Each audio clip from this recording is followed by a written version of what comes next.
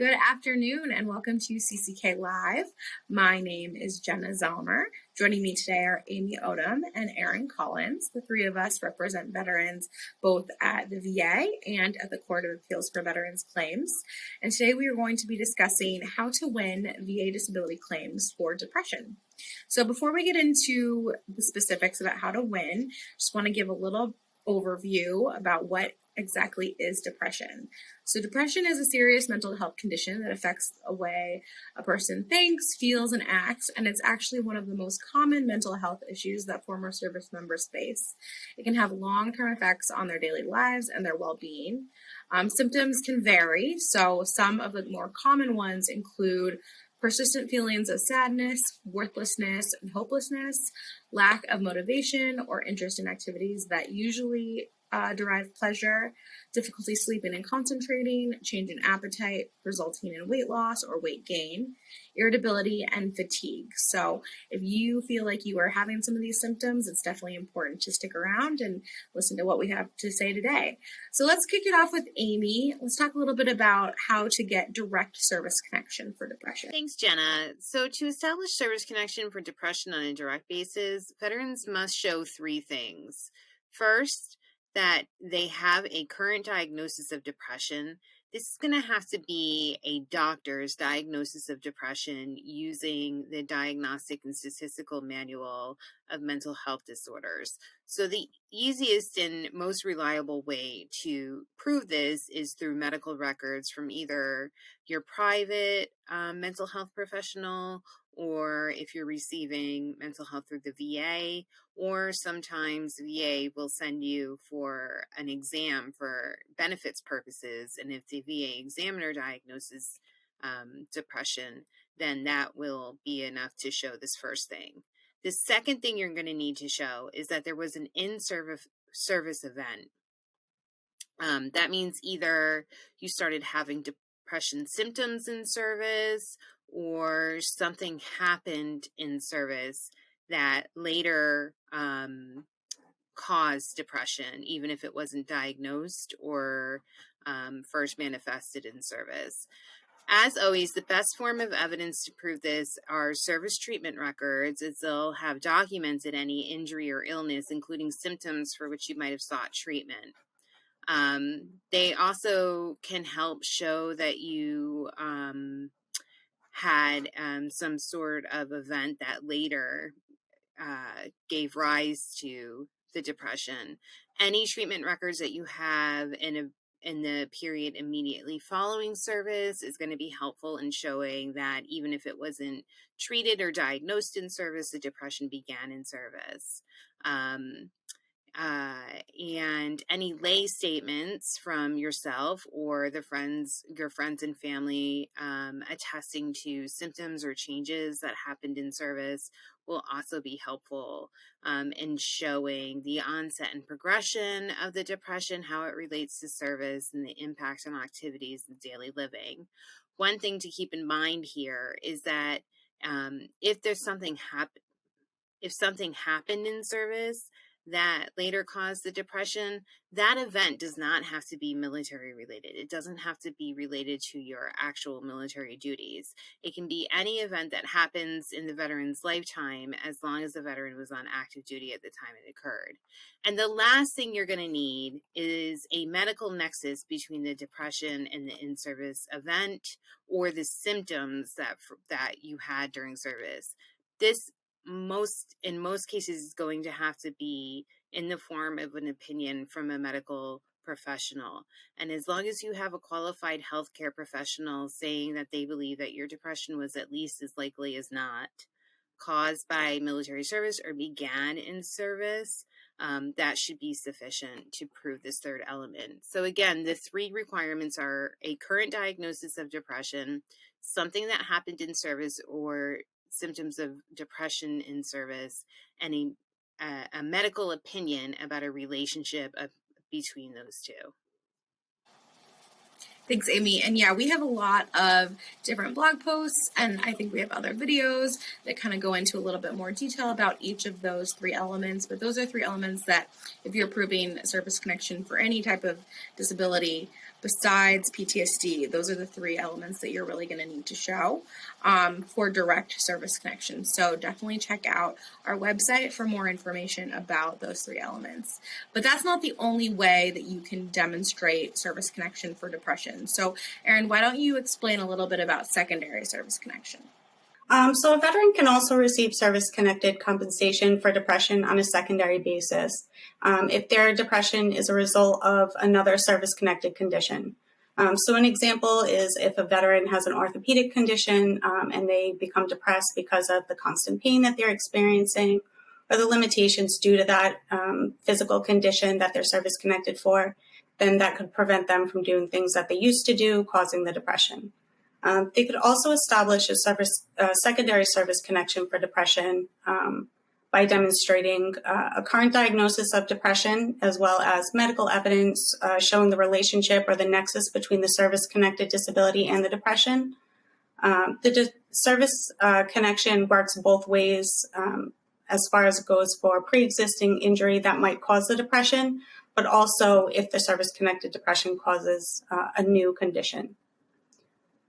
You could also receive service connection for aggravation in the way that if you're service-connected, if you're a veteran could suffer from depression prior to entering service, but then an in-service event causes the depression to worsen, then they could be service-connected for the depression and the aggravation.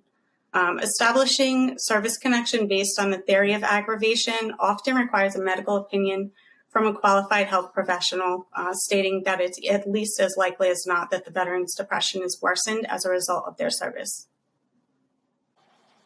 Right, thanks, Erin. And so a recurring theme that I think people are noticing is that a medical opinion is really necessary. And so when processing claims for service connection, VA will almost always schedule veterans for what they call a compensation and pension exam through a VA medical center or through a private facility. We're actually seeing more and more of these contract exams through private facilities. So don't be surprised if you're contacted by someone that is not VA but is VA affiliated to schedule an exam. And during that exam, the veteran is going to discuss their symptoms, and the examiner is going to both provide an opinion about whether or not they think that condition is related to service or related to a service-connected condition. And they're also going to establish the severity of the condition so that if service connection is awarded, then VA can grant an assigned rating. So the examiner is going to compile the findings and submit them to VA, and then VA is going to make the ultimate decision. I think we have a lot of information about what happens at CNP examinations. I think the biggest takeaway is that you must attend your examination. So if you get a schedule and it doesn't work for you, definitely call and reach out and try to reschedule. VA is going to go through with their rating decision whether or not you show up or not. And so if you don't show up to your exam, VA is likely going to deny you or they'll underrate you. And so you really want to be present at that examination to further advocate for yourself and give VA as much information as it needs in order to award you the benefits that you deserve. And when you attend an exam, you are entitled to request a copy of that exam after the examiner is complete. You can request that from your local regional office. VA will not automatically provide you a copy, but it's important to request a copy so that you can read it over, respond if you think that the examiner said something wrong or didn't adequately portray the severity of your condition, or maybe they, misheard you when you said something about what happened to you in service. So you can challenge that.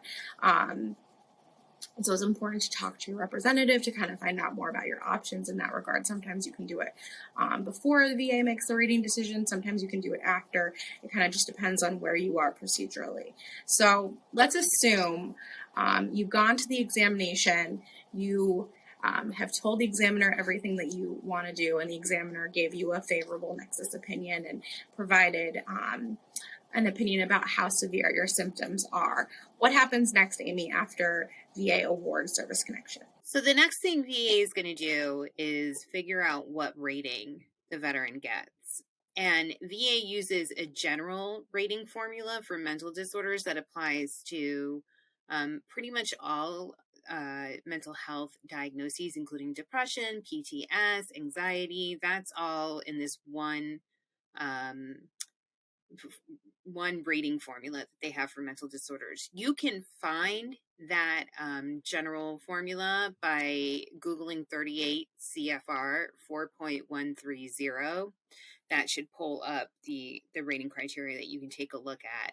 And if you do, you'll see that the ratings for all mental health disabilities are based on the level of social and occupational impairment that the mental health disability causes, and the severity of symptoms that VA uses to characterize that impairment.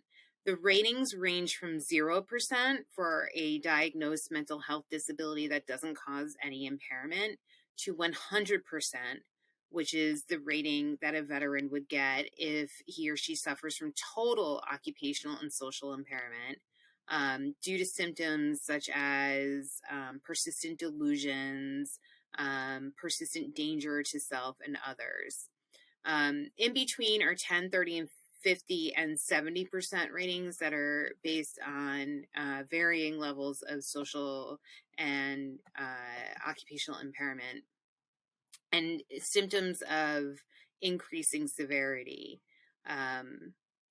Importantly, though, although the rating criteria lists specific symptoms for each rating, the veteran doesn't even have to have the symptoms that are listed in that criteria. Those are just examples of symptoms that VA feels would be productive of the type and severity of the occupational and social impairment commensurate with a specific rating. So, for example, in a 70% rating, the symptoms of like suicidal ideation, inability to establish and maintain effective relationships are just some examples that are listed there, but that doesn't mean that you have to have suicidal ideation and an inability to have effective relationships in order to get the 70.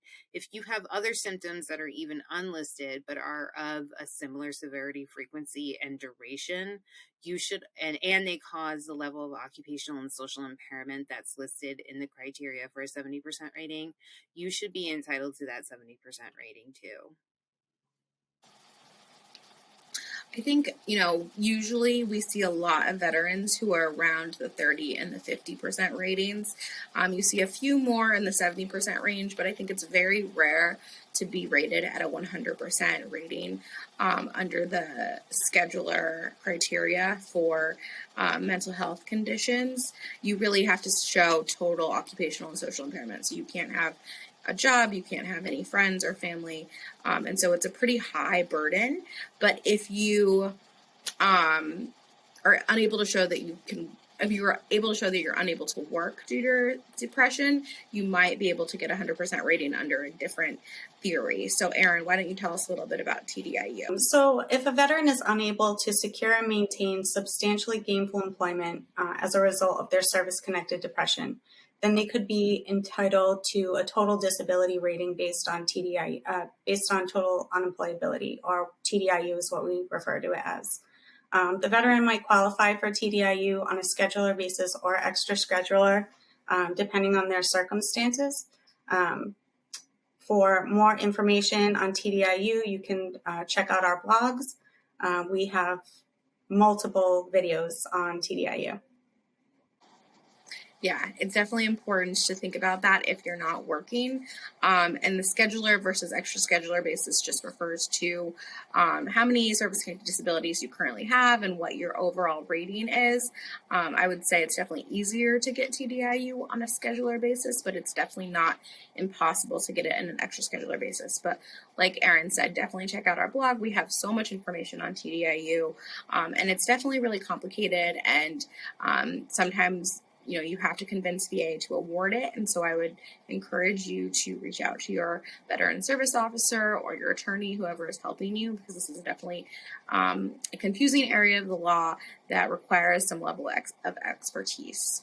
So That's all we have for you today. Thank you so much for joining us. As we mentioned throughout, a lot more info can be found on our blog and in our other YouTube videos. So don't forget to subscribe to our channel to stay updated.